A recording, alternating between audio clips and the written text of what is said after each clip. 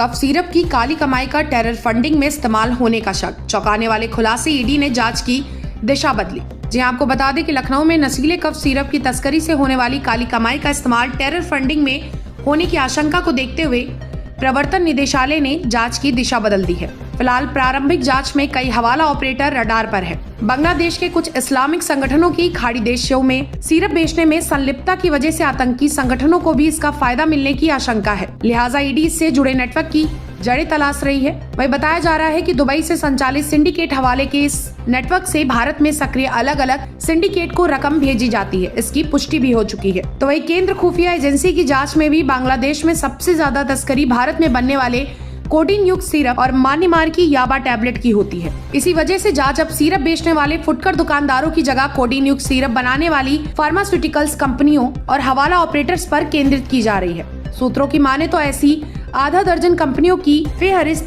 तैयार की गई है, जिसमें सबसे ऊपर हिमाचल की बद्दी स्थित एबॉट फार्मास्यूटिकल्स है। अब अधिकारी जल्द ही एबॉट कंपनी को नोटिस देकर पूछताछ करेगा।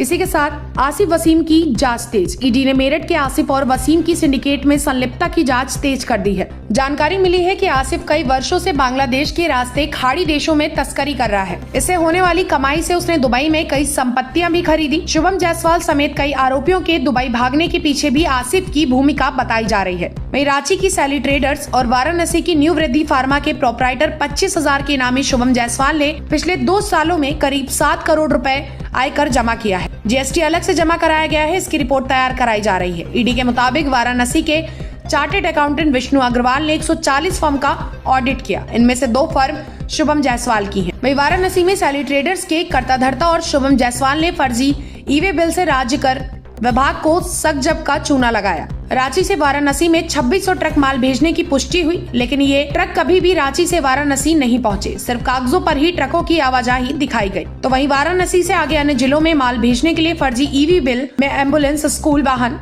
ई रिक्शा, ऑटो और जीप के नंबर सामने आए हैं। इस पूरे प्रकरण में राज्य कर अधिकारियों से भी कोतवाली पुलिस ने संपर्क किया। कफ सिरप मामलों में गिरफ्तारी पर रोक की मांग को लेकर दाखिल याचिकाओं पर हाईकोर्ट में बृहस्पतिवार को सुनवाई होगी। कोर्ट ने याचियों को पूर्व में दी गई अंतिम राहत के आदेश को भी आगे बढ़ा दिया है। यह आदेश न्यायमूर्ति सिद्धार्थ वर्मा और न्यायमूर्ति अचल सचदेव की खंडपीठ ने विभिन्न जिलों के आरोपियों की याचिकाओं पर सुनवाई करते हुए दिया। गाजियाबाद, बस्ती, जौनपुर, वाराणसी, प्रयागराज, कानपुर नगर सहित अन्य जिलों में अब तक 128 प्राथमिकी दर्ज की जा चुकी है।